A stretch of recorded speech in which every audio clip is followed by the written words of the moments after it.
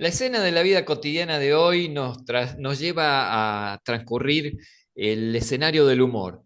Humor, pero hablado en serio. Está conmigo nada más ni nada menos que Elder García, más conocido como Jericles, carlotense él, del sur de la provincia de Córdoba. Transcurrimos muchos años trabajando juntos en el diario Puntal y después yo me fui, pero él quedó como, no sé cuánto, 30 años tal vez. Así Como un que, mobiliario, ¿eh? como un mueble del diario que de ellos.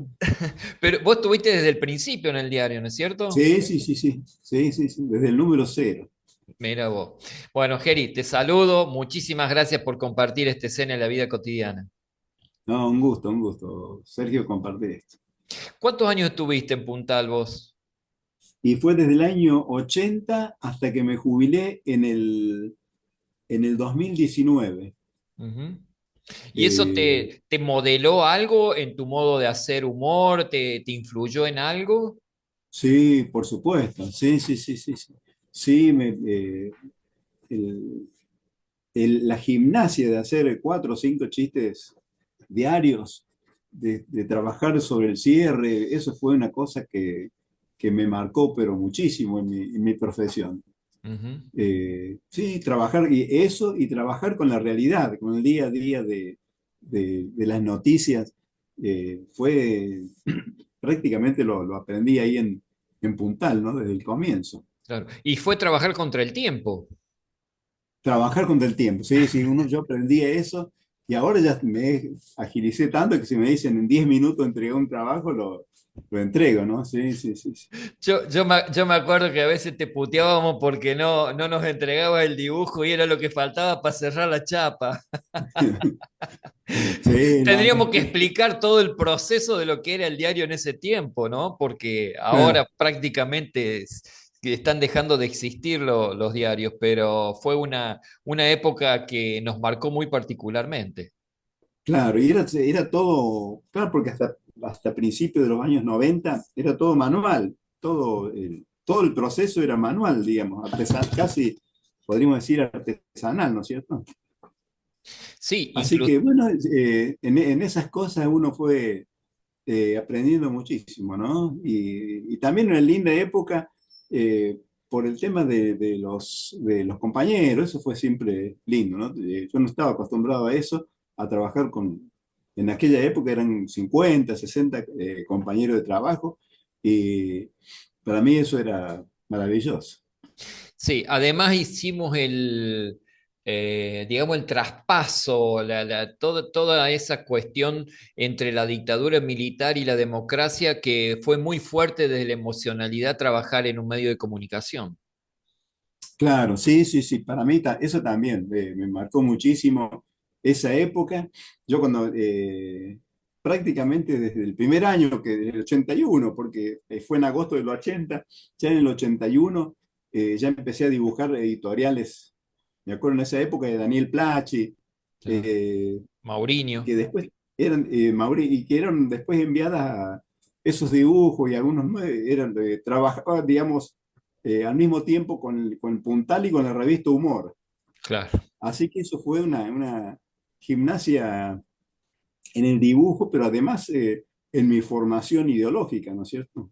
Totalmente. Bueno, la revista Humor fue la que marcó una época muy fuerte porque las grandes denuncias de los desaparecidos aparecieron a través de Enrique Vázquez, de el perro Berbisky, de Mona Moncalvillo, ¿te Bueno, acuerdas?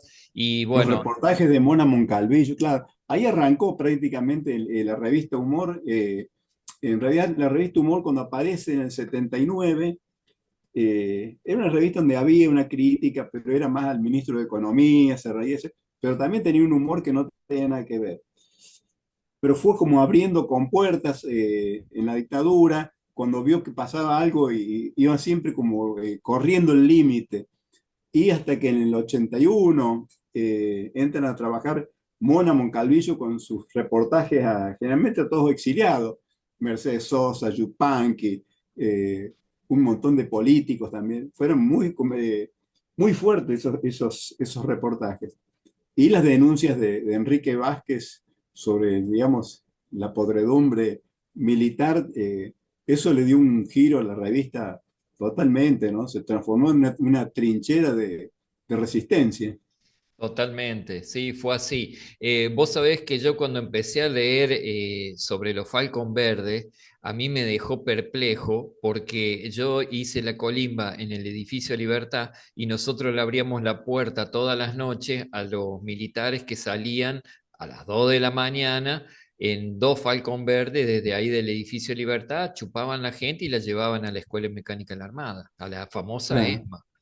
Sí, sí, sí. Fue para mí choqueante a medida que íbamos leyendo y que nos íbamos enterando de esas cosas, creo que nos marcaron especialmente. Sí, sí, sí, sí, sí. Y además era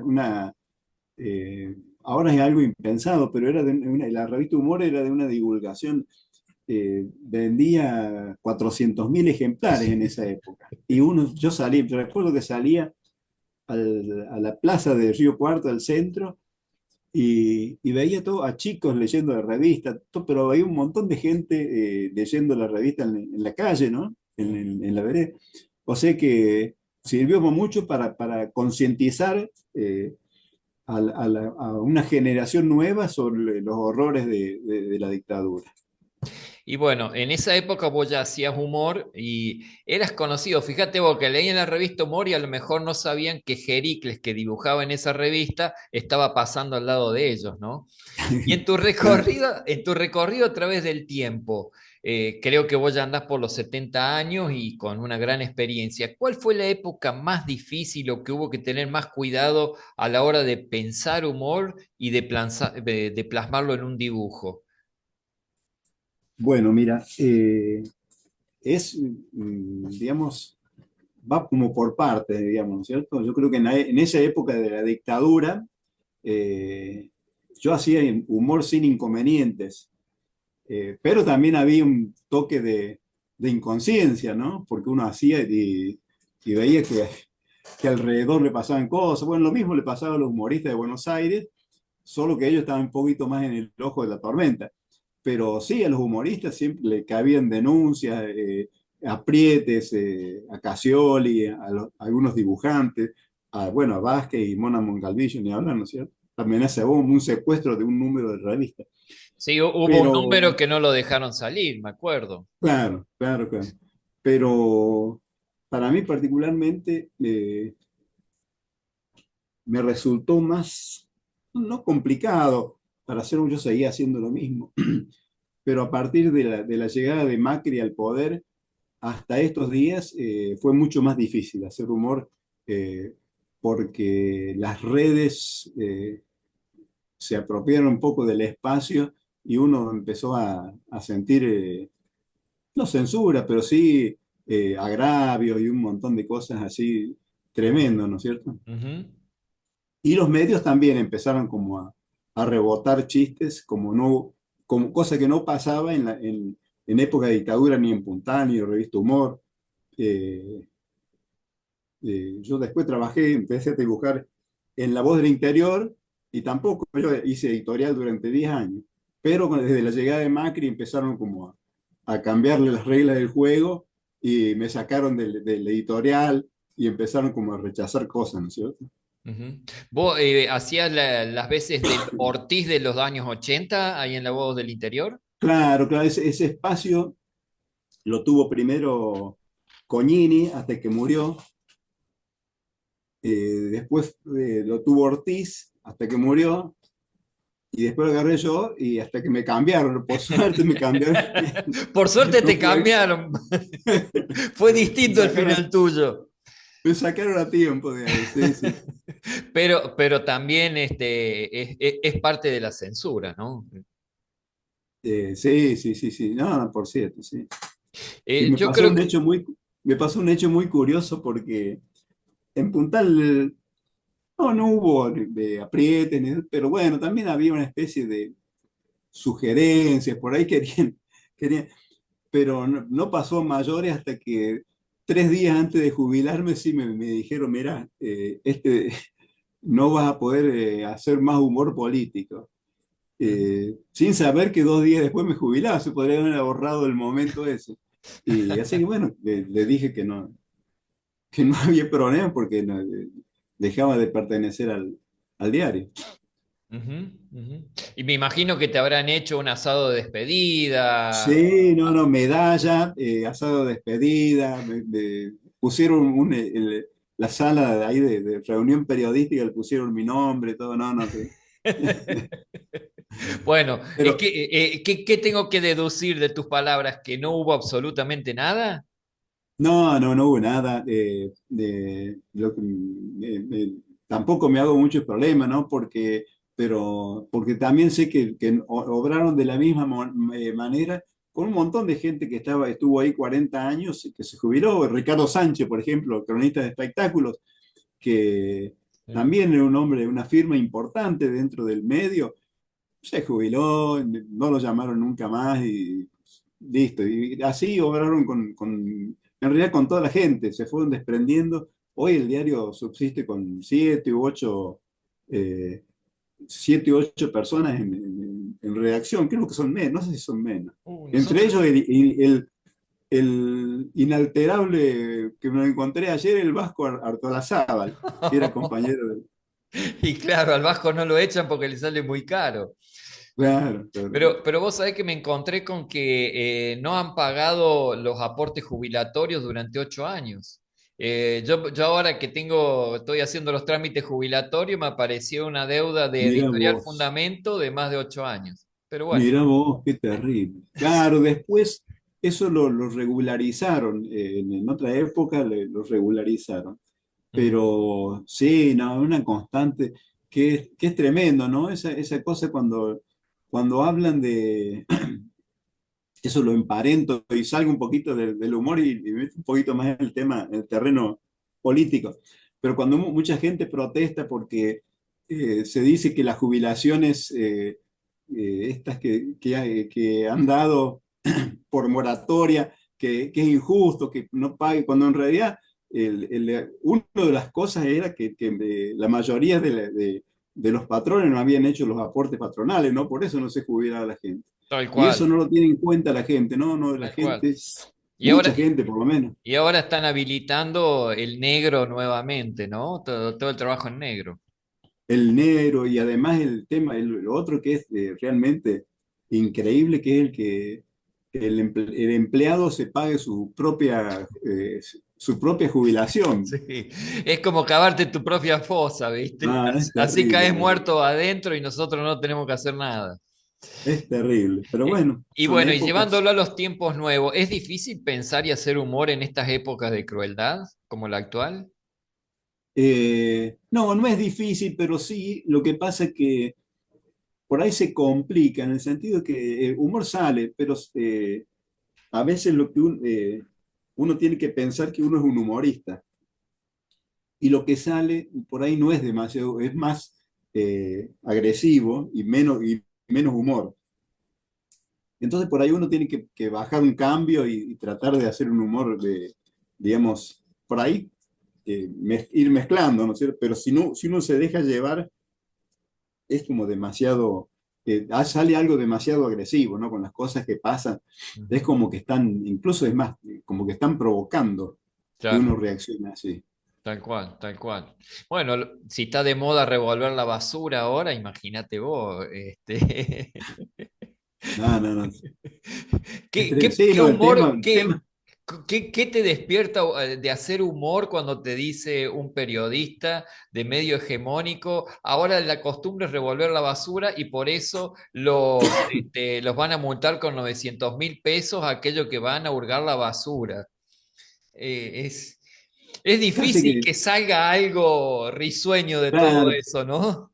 por empezar que primero lo primero que te genera es bronca, y después uno piensa que es un chiste en sí mismo, que ya no, ¿cómo podés superarlo con un dibujo? Sí, ya está todo dicho en lo que dicen los tipos, ¿no? Sabiendo cómo reacciona ese tipo de periodismo. ¿Y cómo van cambiando las necesidades de la sociedad respecto del humor a través del tiempo? No hace falta, digamos, que hagas un tratado, pero vos, ¿qué observabas antes? ¿Qué observás ahora? ¿Alguna pista diste acerca de la agresividad? ¿Ahora esa agresividad está instalada socialmente o en la sociedad? La sociedad va por un camino y lo que tiene que ver con el poder hegemónico del Estado va por otro. No, yo creo que tiene que ver el tema de las redes, ¿no es cierto? Eh, y cómo está más influenciada la sociedad, para bien o para mal, a través de las redes sociales y cómo forman opinión sobre, con esa sola herramienta, ¿no? Es peligroso el tema, pero bueno, es lo que hay, ¿no es cierto? Entonces uno tiene que tratar de hacer un humor, digamos, yo no, tampoco busco formar opinión, nada, a través del dibujo yo solo expreso mi idea de sociedad que me gusta, hago humor y de última, si a través de eso queda un mensaje, mejor, si no, bueno, con la risa uno ya está bien pago. Claro. ¿Y a vos qué te inspira mejor para hacer el humor? ¿Los hechos políticos, las declaraciones, las cosas comunes de la vida? Que me acuerdo que por ahí venías caminando o llegabas en bicicleta al diario y decías, vi una cosa y se me ocurrió un chiste, es un mix de todas estas cosas. Es un mix, sí, sí, sí, yo por ahí, eh, el tema político, el tema de actualidad, por supuesto que me- siempre uno estuvo entrenado para eso, pero además el tema de que tampoco uno se va formando a hacer buen humor sobre cosas paralelas. Por ejemplo, en estos días estuve haciendo varios chistes sobre lo lo del CONICET y el fondo del mar. Eso generaba, era un disparador de chistes inocentes. Pero también está el tema de que si yo tampoco creo mucho humor político porque no tengo dónde publicarlo, salvo en las redes sociales. Eh, y yo, digamos, sigo siendo, por lo menos en parte, un humorista profesional, y hacer humor solamente para las redes sociales me parece eh, yo voy subiendo a las redes lo que voy publicando en los medios. ¿En Así qué que medios por ahí estás está. publicando ahora? Los fines de semana, sábado y domingo en La Voz del Interior, martes y jueves en Hoy Día Córdoba, que es otro diario cordobés, y, y una vez a la semana en Otro Punto, la revista que era de Alejandra Einstein, que continúa. Ajá. ¿Quién la sigue? ¿La sigue la familia? No, no, no, no es otro emprendimiento. Ujú. Sale de manera digital. Ajá, ajá. Sí, Miércoles. el director es Alejandro Fara, que también es reconocido periodísticamente, ¿no? Claro, ahí en el ámbito de Río Cuarto. Por Y, lo menos acá sí. Sí. Geri, ¿cómo afectan las épocas de crisis a la creatividad? ¿O son épocas en las que se ponen más en movimiento las neuronas, facilitan el hecho creativo? De hecho, en nuestro país hemos vivido siempre en crisis, pero hay veces más atenuadas y hay veces Claro, más, con mayor expresividad. Por ejemplo, en este tiempo es mucho más expresiva y se avecinan tiempos más oscuros todavía. Pero, claro. ¿cómo afecta eso a la creatividad del humorista? Bueno, casi que no diría positivamente porque queda mal, pero uno tiene que activar porque necesita laburar encima, ¿no es cierto? Para lo, como están las cosas, uno necesita crear, producir más para poder estar igual que lo que estaba antes. Entonces es como que se van activando un poco la creatividad en estos tiempos en proyectos y en un montón de cosas que a lo mejor uno por ahí en otra época, un poquito más tranquila, se achanchaba un poquito, ¿no? Decía, bueno, con lo que estoy, digamos, ando. Pero no, en este momento uno tiene que estar así, digamos, buscando siempre un proyecto, un libro donde publicar, originales. Y en realidad te diría que esto le está pasando a todos los humoristas, Ujú. salvo tres o cuatro, digamos, estrellas, pero el resto de los humoristas que incluso publicaron en la revista Humor y en otros medios, están así, se tienen que rebuscar dando talleres, haciendo una especie de show o cosas así, porque el, el- el- aún los que siguen publicando en diarios de papel, que ya son cada vez menos, hay una especie de desvalorización de la parte patronal hacia humoristas consagrados en pagarle miseria por su trabajo. Claro. Bueno, los periodistas en Buenos Aires están ganando muy poco dinero. Sueldos de hambre están pagando. Inclusive varios de Aún, ellos los reemplazan por la inteligencia artificial, así que claro. es Y, eso, todo una marca de época. y a eso no escapan medios, por lo que sé, o por lo que medios progresistas, ¿no es cierto? Sí, Como Página 12 sí. que voy a decir, bueno, debería estar de otro lado de, no, Peor. el empresariado No, no. no tiene bandera. No, no. Y además ese es empresariado que parte de la supuesta defensa gremial, ¿no? Claro, claro, claro. Eh, Así que bueno, sí, en casi algún que punto. diríamos que estamos en el horno. En el horno con papa. En estos días vos hiciste humor, voy a algo puntual. Vos hiciste humor sobre cosas imposibles para ser un santo, le pusiste como título. Y entre ellas dijiste que los futbolistas de élite hagan un partido a beneficio de Gaza o de los jubilados. Y entonces implica que hay un despegue de lo social. ¿Dónde lo ves que se genera ese despegue social de los jugadores de fútbol de la élite? En las grandes diferencias económicas que los amparan, viven realidades paralelas, despegados del pueblo. ¿Y por qué nos molestan tanto a quienes tenemos un mínimo de sensibilidad social que no haya una mínima declaración de los jugadores sobre la realidad que estamos transitando?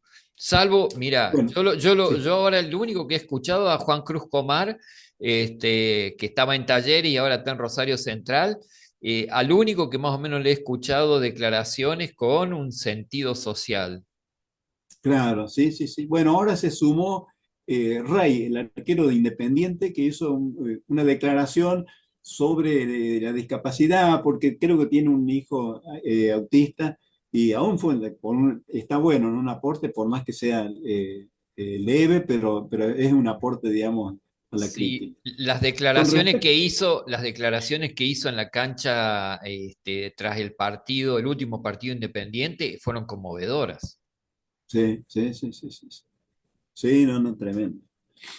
Y bienvenido sea, ¿no? Ese tipo de declaraciones, porque, claro, es muy difícil el tema. Los futbolistas viven, sí, yo creo que desde el arranque viven en una realidad paralela, eh, con todo el tema del roce con el jet set y todo eso, y una vida donde les pagan a muchos de ellos millones de dólares, ¿no es cierto? Es, uno por ahí es entendible, pero a uno le hace ruido porque podría ser, eh, yo creo que los hinchas, los fanáticos, los seguidores, los fans de un Messi, de, de Paul o Martínez, cualquiera de esos jugadores de la selección, yo creo que sería fantástico, ¿no es cierto?, que ellos hicieran un análisis, pero no sé si uno se le puede pedir eso, qué sé yo, a mí me hace ruido porque sería muy bueno como formación, digamos, de bajada de línea. Pero es lo que uno quisiera, creo que no está en la idea de la mayoría de ellos hacer algo así. Y por otro lado, yo creo que convengamos que el público tampoco le está pidiendo eso. Son momentos distintos porque antes teníamos en los años 80 ciertos jugadores de selección o de los grandes equipos de primera que se veían mucho más con un compromiso social. Claro, sí, sí, sí. Sí, siempre me he recordado, el emblema de eso es Sócrates, el jugador brasilero Ujú. que tenía una formación política. Y está bueno porque además es como que había eh, podía haber bajado línea, pero no, ahora no, eso eh, no está y qué sé yo. Sinceramente es difícil, ¿no? Poder decir qué es lo que tienen que hacer ellos. A lo mejor por ahí uno dice y Messi está poniendo plata para una fundación. La Lo verdad que están no. haciendo, lo están Sí, haciendo. que Lo que pasa es que posiblemente. una cosa es cuando vos lo haces sotoboche y otra cosa es cuando vos ponés el cuerpo y decís, a mí me parece que esto no está bien en nuestro país y debiera modificarse, Claro, ¿no? claro. Y uno espera eso. Sí, pero no.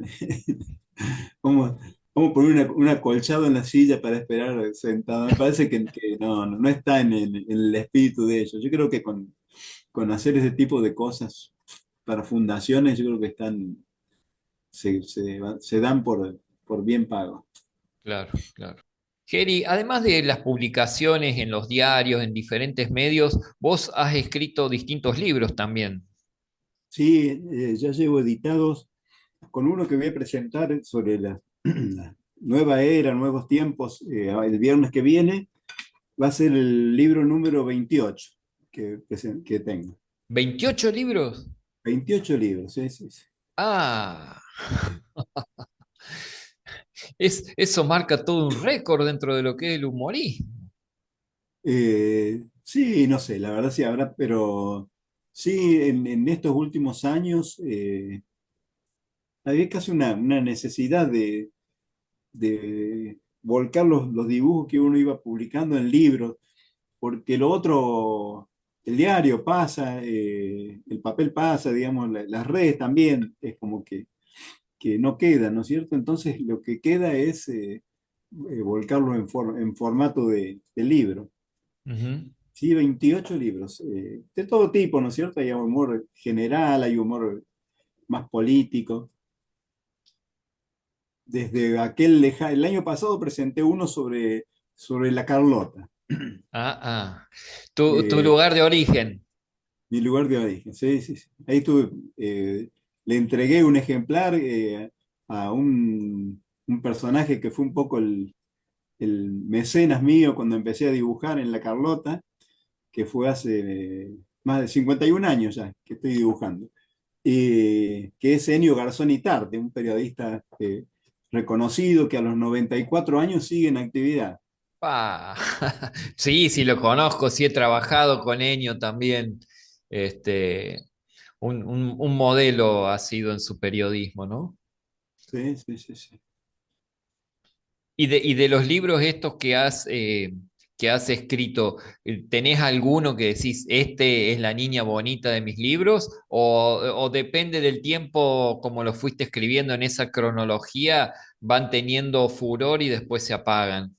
Claro, no, por ejemplo, hay uno que es el libro eh, El hazmerreír del pueblo, que lo Ujú, hice en el año 2022, que es ujú, con prólogo de Podetti, que es uno de los humoristas, mejores humoristas del país, que ahí puse mucho y salió muy, muy lindo.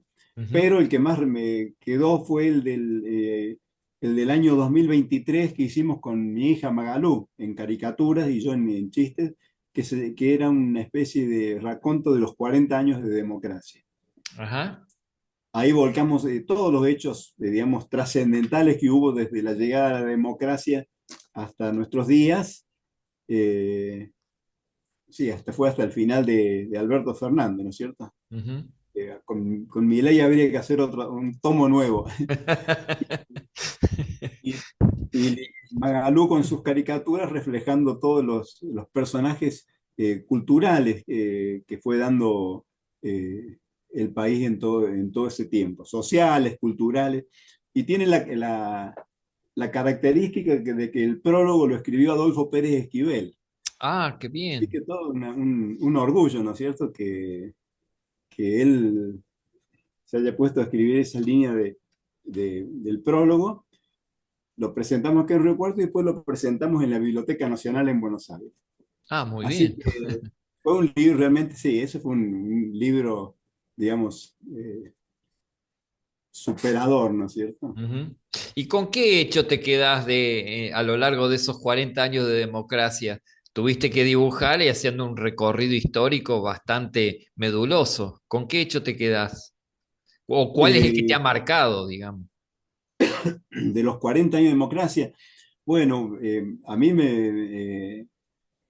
aquellos primeros 2 años de la, podríamos llamarle primavera alfonsinista, fueron muy ricos para mí, de modo de ver, ¿no es cierto? Después se desvirtuó mucho con el tema de cuando, cuando cede a un montón de cosas Alfonsín. Desde el plan eh, austral. Desde el plan Astral en adelante, sí, sí, hay un montón de concesiones que hacen que, que uno las critica, pero también ve que en el fondo siempre el poder estuvo en otro lado, ¿no es cierto? Como que le dijeron, bueno, perfecto, la concesión estuvo brillante, todo el tema del tratamiento, del juzgamiento a la Junta y todo eso, pero como que el poder real le dijo, bueno, hasta acá llegamos y acá empezamos otra cosa, que incluso tuvo un ministro de Economía realmente al principio que fue Greenspoon, que arremetía contra todas estas cosas, pero bueno, le torcieron el brazo con la llegada del plan austral y de ahí en adelante fueron todos eh, padecimientos para la gente y para Alfonsín mismo, ¿no es cierto? Y sí, hubo Y dos después lo otro aspectos fuertes, ¿no? que Los carapintada por un lado y la economía por el otro. sí, no, no te miento.